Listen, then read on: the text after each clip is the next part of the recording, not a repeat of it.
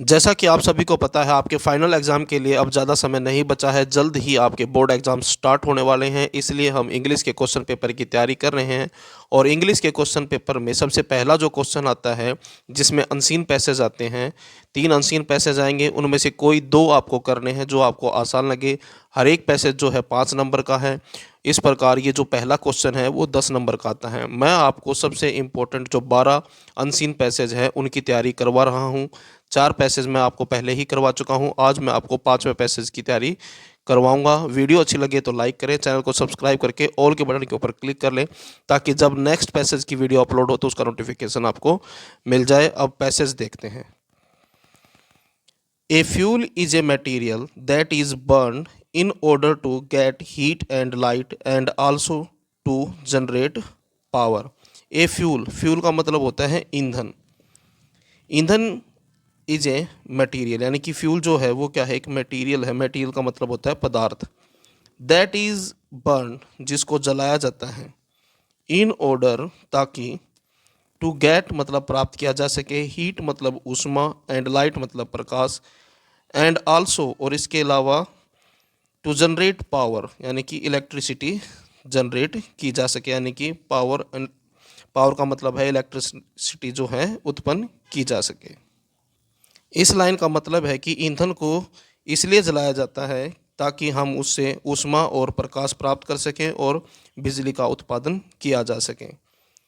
उसके बाद है the process of burning is a chemical reaction. ये जो प्रोसेस है, यानी कि ये प्रक्रिया है, ऑफ बर्निंग यानी कि जलने की, ये कहलाती है केमिकल रिएक्शन, यानी कि रासायनिक प्रतिक्रिया।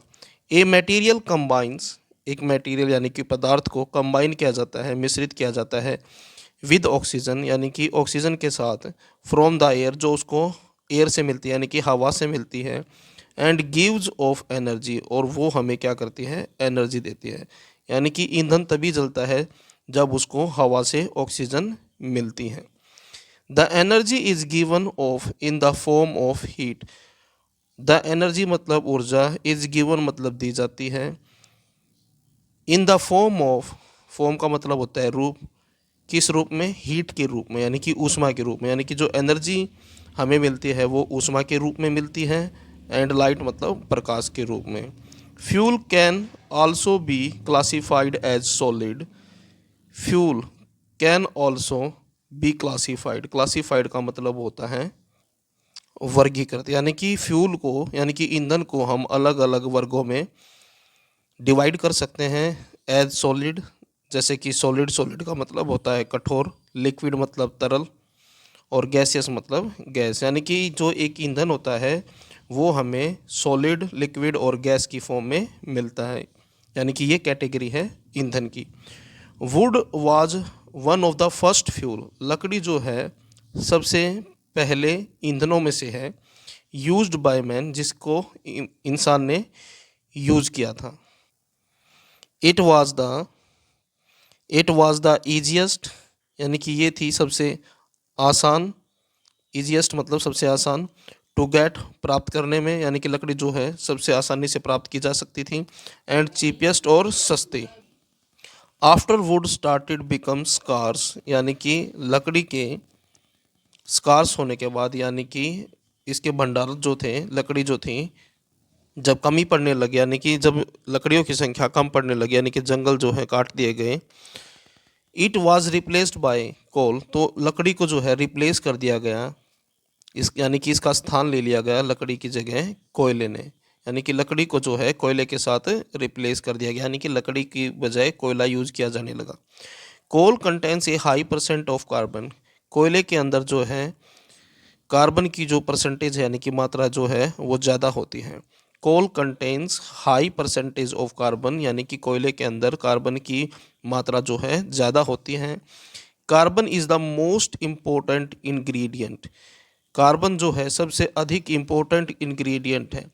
इंग्रेडिएंट का मतलब होता है अंश, यानी कि जो सामग्री, जो इसके अंदर जो अंश है कार्बन का कोयले के अंदर, इन मोस्ट फ्यूल, अधिकतर ईंधनों में। कहता है कि जो अधिकतर जो ईंधन है उन ईंधनों के अंदर जो कार्बन है वो सबसे इम्पोर्टेंट इंग्रेडिएंट है, यानी कि जिस ईंधन के अंदर कार्बन की मात्रा जितनी ज़्यादा होगी वो उसको उतना अच्छा ईंधन माना जाता है। Fuel with A high percentage of carbon burn evenly. Fuel यानी कि ईंधन with high percentage of carbon, जिसके अंदर कार्बन की मात्रा ज़्यादा है, बर्न इवनली, वो इवन तरीके से जलता है, यानी कि ज़्यादा, मतलब उसकी जो फ्लेम है उसमें ज़्यादा कमी नहीं आएगी, यानी कि एक समान जलता है। And with A hot flame, और जो उससे ऊष्मा जो प्राप्त की जाती है वो ज़्यादा होती है, यानी कि इससे ऐसा ईंधन जिसमें कार्बन की मात्रा ज़्यादा हो तो उसमें उससे ऊष्मा अधिक उत्पन्न होती है।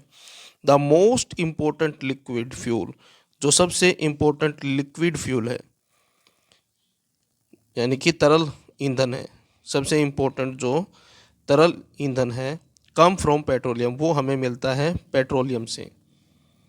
हाउएवर, यद्यपि पेट्रोलियम रिजर्व्स, जो पेट्रोलियम के जो भंडार हैं, आर बिकम, बन गए हैं, एग्जस्टेड मतलब कम हो गई है उनकी संख्या, with the passage of time मतलब समय के बीतने के साथ साथ, यानी कि समय के बीतने के साथ जो है पेट्रोलियम के जो रिजर्व हैं उनकी जो संख्या है वो क्षीण हो गई, यानी कि कम हो गई हैं। ये था आपका पैसेज। अगर पैसेज आपको अच्छे से समझ में आ गया तो उसके क्वेश्चन जो हैं आंसर करना बिल्कुल आसान हो जाता है। पहला क्वेश्चन देखें, what is the source of energy. Energy मतलब ऊर्जा, ऊर्जा का सोर्स क्या है, यानी कि स्रोत, सोर्स का मतलब है स्रोत। आंसर देखें, fuel is a source of energy, यानी कि ईंधन से हमें जो है एनर्जी प्राप्त होती है, ऊर्जा प्राप्त होती है, यानी कि ईंधन जो है सोर्स है, यानी कि स्रोत है एनर्जी के। नेक्स्ट क्वेश्चन है, what is produce with the burning of the fuel.